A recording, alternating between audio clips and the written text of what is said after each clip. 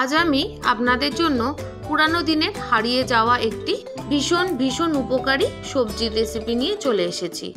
রেসিপিটি যদি ভালো লেগে থাকে তাহলে অবশ্যই একটা লাইক করে দেবেন, একটা ছোট্ট কমেন্ট করে জানাবেন। আর যদি চ্যানেলে নতুন বন্ধু হয়ে থাকেন তাহলে প্লিজ বন্ধুরা চ্যানেলটি সাবস্ক্রাইব করে পাশে থেকে যাবেন। রেসিপিটি বানানোর জন্য এখানে আমি 200 গ্রাম চিংড়ি মাছকে পরিষ্কার করে বেছে ধুয়ে নুন হলুদ মেখে 10 মিনিটের জন্য রেস্টে রেখে দিলাম।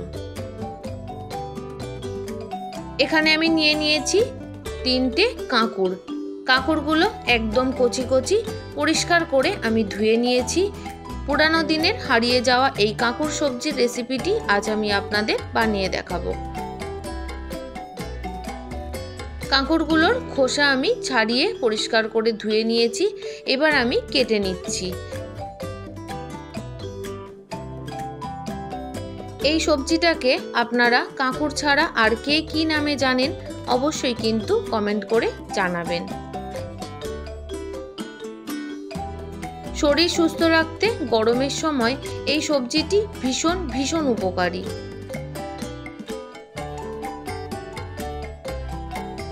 তাহলে বন্ধুরা সব কটা কাঁকড় আমি কেটে নিয়ে ফেরত আসছি। দেখুন সব কটা কাঁকড় আমি কেটে নিয়েছি। এদিকে গ্যাসে আমি কড়াই গরম হতে বসিয়ে দিয়েছি। দিয়ে দিলাম বড় চামচের 3 চামচের মতো সর্ষের তেল। এই রেসিপিটি সর্ষের তেল দিয়েই খেতে কিন্তু ভীষণ ভালো হয়। এবার যে চিংড়ি মাছটা আমি নুন হলুদ দিয়ে মেখে রেখেছিলাম, তেল গরম হতে মাছটা আমি দিয়ে দিলাম। মাছগুলো ভালো মতো করে ভেজে নেব।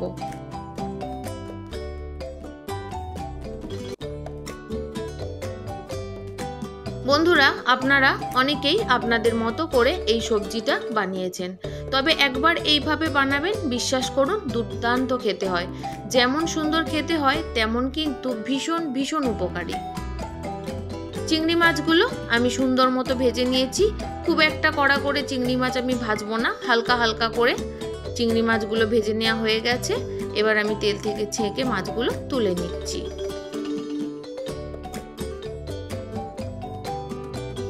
সমস্ত মাছগুলো তুলে নেওয়া হয়ে গেছে। ওই তেলের মধ্যে আমি ফোড়ন দিয়ে দিলাম 1/2 চামচের মতো কালো জিরে। ফোড়নটা একটু নাড়াচাড়া করে যখন সুন্দর গন্ধ আসবে তখন কেটে রাখা কাঁকড়গুলো আমি দিয়ে দেব। এবার একটু ভালো মতো করে নাড়াচাড়া করে নিচ্ছি। কাঁকড়গুলো খুব ভালো মতো করে আমি একটু ভেজে নেব। গ্যাসের ফ্লেমটা আমি মিডিয়াম টু লোতে রেখেই কাঁকড়গুলো ভেজে নিচ্ছি।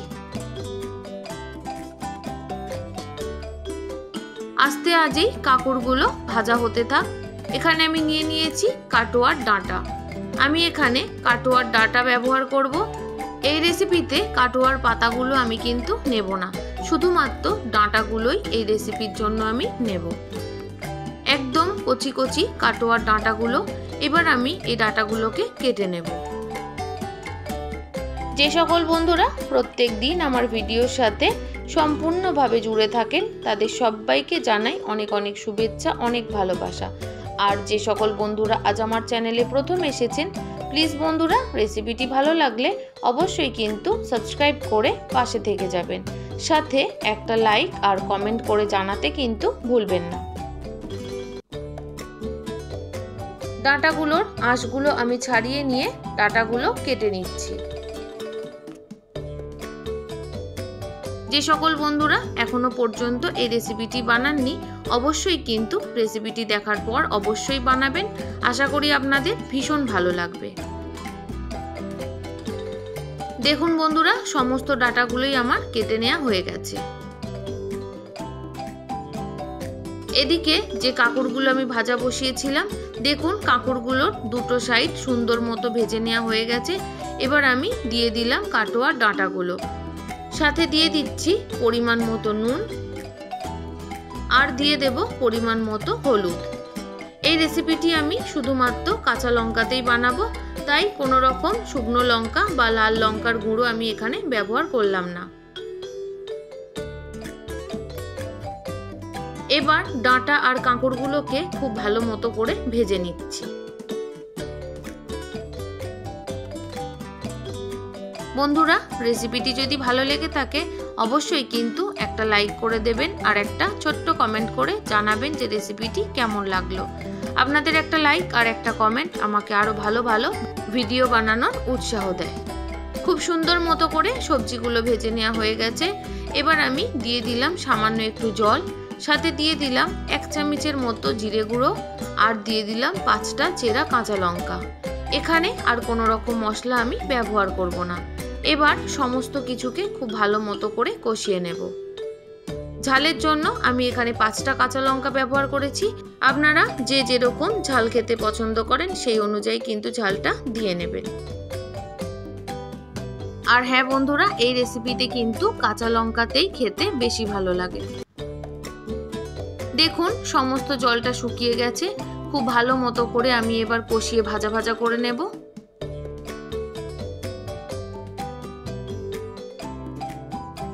কষানো হয়ে গেছে, এবার আমি দিয়ে দেব পরিমাণ মতো জল।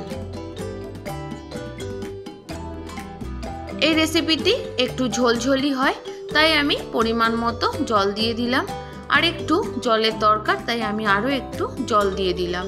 আপনারা যে যেরকম ঝোল রাখতে পছন্দ করবেন সেই অনুযায়ী কিন্তু জলটা দিয়ে নেবেন।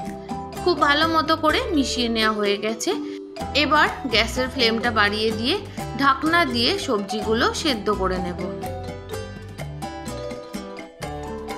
3 মিনিটের মতো ঝোলটা ভালো মতো ফুটিয়ে নেওয়ার পর দিয়ে দেব ভেজে রাখা চিংড়ি মাছ। চিংড়ি মাছগুলো দেওয়া হয়ে যাওয়ার পর একটু ভালো মতো করে মিশিয়ে দিলাম। আবারও আমি ঢাকা দিয়ে 4 মিনিটের জন্য ফুটিয়ে নেব। এই সময় কিন্তু গ্যাসের ফ্লেমটা মিডিয়াম টু লোতে রেখে দেব। দেখুন 4 মিনিট পর ঢাকনা খুলে আমি আপনাদের একটু দেখালাম। সবজিগুলো সুন্দর মতো সেদ্ধ হয়ে গেছে। হালকা করে খুন্তি দিয়ে চাপ দিতেই কিন্তু কাঁকড়গুলো কেটে যাচ্ছে। এদিকে ডাঁটাটাও কিন্তু সুন্দর মতো সেদ্ধ হয়ে গেছে। এবার স্বাদের ব্যালেন্সের জন্য আমি দিয়ে দিলাম সামান্য একটু চিনি। আপনারা চাইলে চিনিটা নাও দিতে পারেন। আর দিয়ে দেব বেশ কিছুটা পরিমাণ ধনেপাতার কুচি। এবার কিন্তু গ্যাসের ফ্লেমটা আমি হাইতে দিয়ে 2 থেকে 3 মিনিটের জন্য সুন্দর মতো ফুটিয়ে নেব।